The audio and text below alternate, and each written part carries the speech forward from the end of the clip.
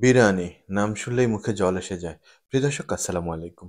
আজকে আমি আপনাদেরকে দেখাবো fry chicken biryani India Hyderabadi স্টাইলে। তাহলে চলুন শুরু করি। প্রথমে মুরগি নিয়ে নেব, সেখানে হালকা হলুদ দিয়ে সেটাকে ভালো করে মিওনিজ করে নেব, নিয়ে রেখে দেব। তারপর নিয়ে নেব চাল। চালকে আমরা 1 ঘন্টা আগে ধুয়ে রাখবো। আপনার যদি সম্ভব না হয় 0.5 ঘন্টা আগে হলেও ধুয়ে নেবেন। তো আমরা একটা কড়াই বসিয়ে দিয়েছি, এখানে আমরা পর্যাপ্ত পরিমাণ তেল দিয়েছি, কারণ আমরাকে পেঁয়াজটাকে গোল্ডেন ব্রাউন করে ভেজে নেব। তো তার জন্য আমরা পেঁয়াজ দিয়ে দিলাম, আমাদের পেঁয়াজ প্রায় ভাজা হয়ে গেছে, এখন আমরা পেঁয়াজটাকে উঠিয়ে রাখবো। প্রিয় দর্শক, এই সুযোগে বলে নিই, যদি আপনি আমার চ্যানেলে নতুন হয়ে থাকেন তাহলে অবশ্যই আমার চ্যানেলটি সাবস্ক্রাইব করবেন, আর লাইক কমেন্ট শেয়ার তো করবেনই। তো আমাদের বেরেস্তা বানানো হয়ে গেছে, আমরা কিছু মশলা তৈরি করব। এর জন্য সামান্য জিরা, একটা স্টার, সামান্য দারচিনি, সামান্য এলাচ, এগুলোকে আমরা গুঁড়ো করে নেব, পাউডার করে রেখে দেব। আর ওখান থেকে যে তেল ছিল সেই তেলের কিছুটা অংশ আমরা তুলে রেখে দেবো, কারণ আমাদের এত তেলের প্রয়োজন নেই, আমরা সামান্য তেল দিয়ে রান্না করবো মূলত।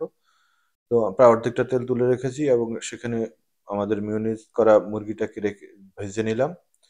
তো ভেজে আমাদের মুরগি ভাজা হয়ে গেছে, কারণ আমরা মুরগিটাকে তুলে ফেলবো। তো ওই তেলের মধ্যে আমরা দিয়ে দিলাম আদা রসুন পেস্ট, সেটাকে হালকা একটু ভেজে নেব। নেওয়ার পরে সেখানে আমরা দিয়ে দিচ্ছি কাশ্মীরি মরিচের গুঁড়া, সাধারণ মরিচের গুঁড়া, জিরার গুঁড়া, ধনিয়ার গুঁড়া, এবং দিয়ে দিলাম গোলমরিচের গুঁড়ো। এসব যখন ভাজা হয়ে গেছে হালকা, তার মধ্যে দিয়ে দিলাম টমেটো পেস্ট। আমি টমেটোকে ব্লেন্ড করে নিয়েছি।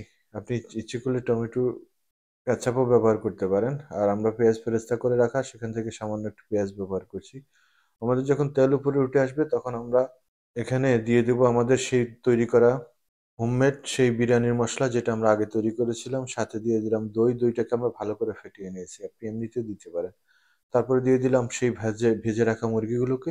মুরগিগুলোকে ভালো করে আমরা ভাজবো এখন। এমনভাবে ভাজতে হবে যেন মুরগির মধ্যে ভালো মশলা ঢোকে। আমরা যেহেতু আগে লবণ দিইনি, এখন আমরা পর্যাপ্ত পরিমাণ, তো যতটুকু লাগবে সেই পরিমাণ লবণ দিয়ে দিয়েছি। সামান্য গোলমরিচের পাউডার দিয়ে দিয়েছি ফ্লেভারের জন্য, দিয়ে দিয়েছি ধনিয়া পাতা, সাথে সামান্য পুদিনা পাতা। আমরা পুদিনা পাতা ব্যবহারও করেছি, আপনি ইচ্ছে করলে সেটাকে অ্যাভয়েড করতে পারেন। তো আমরা এখানে ভালো করে মশলা ঢোকার জন্য সামান্য পরিমাণ পানি দিয়ে দিয়েছি, যাতে আমাদের মাংসের ভেতরে মশলাটা ঢুকে, মশলার ফ্লেভারটা ঢুকে। আমরা ঢাকনা দিয়ে রেখে দেবো। আমাদের কয়েক মিনিট পর আমাদের মুরগি যখন রান্না হয়ে যাবে, আমরা এই পর্যায়ে আসবে, তখন আপনি ইচ্ছে করলে এভাবেও খেতে পারেন। যেহেতু আমরা বিরিয়ানি বানাবো সেজন্য পর্যাপ্ত মশলা আছে এখানে, তাই আমরা চাউলে চলে যাব। আমরা এখন চাউল রেডি করব, তার জন্য পর্যাপ্ত পরিমাণ পানি নিয়ে নিলাম, সেখানে পরিমাণ মতো লবণ দিয়ে দিলাম, দিয়ে দিলাম তেজপাতা, দিয়ে দিলাম শাহি জিরা, দিয়ে দিলাম একটা স্টার, একটা দারচিনি, আর সামান্য ধনিয়া পাতা। এসব দিয়ে লগে তেলও দিয়ে দিয়েছি, আর দিয়ে দিয়েছিলাম পেঁয়াজ বেরেস্তা।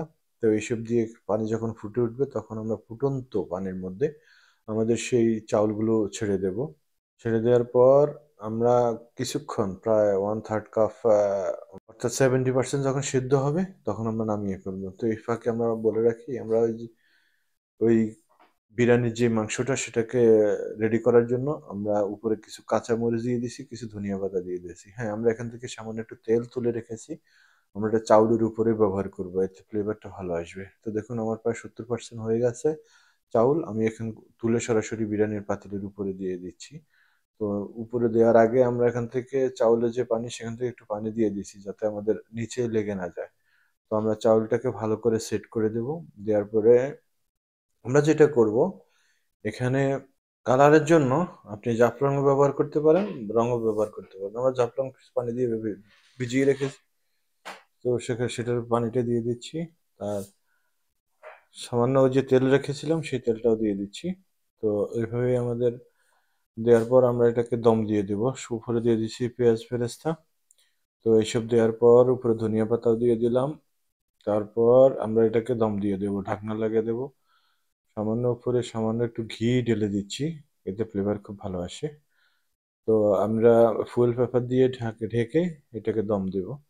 আপনি ইচ্ছে করলে যে কোনো ভাবে দিতে পারেন। তারপরে 1-2 মিনিট একটু গরম করে নেবেন, তারপরে হাই হিটে, তারপরে একেবারে লো করে রেখে দেবেন প্রায় 0.5 ঘন্টা। 0.5 ঘন্টা পর আপনার বিরিয়ানি রেডি হয়ে যাবে।